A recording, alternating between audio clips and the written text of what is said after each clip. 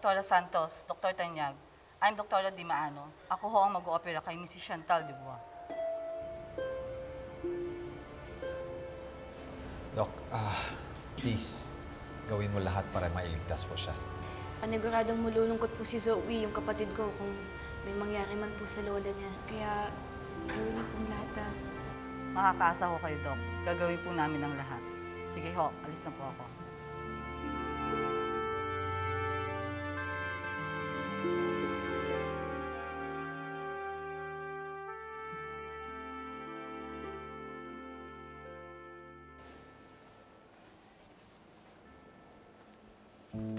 Shermaze, tawagan mo si Froilan.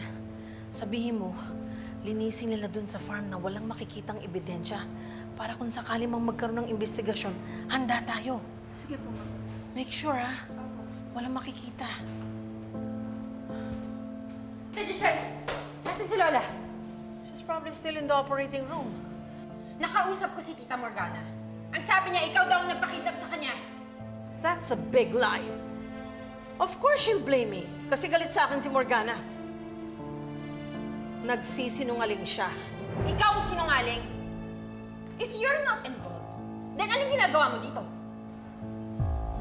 Just admit it! Ikaw ang kumidnap sa tita ko at pinaglaruan mo siya!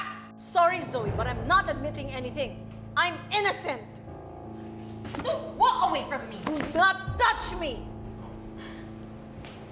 Giselle, Zoe, pwede ba huwag kayong mag-away dito?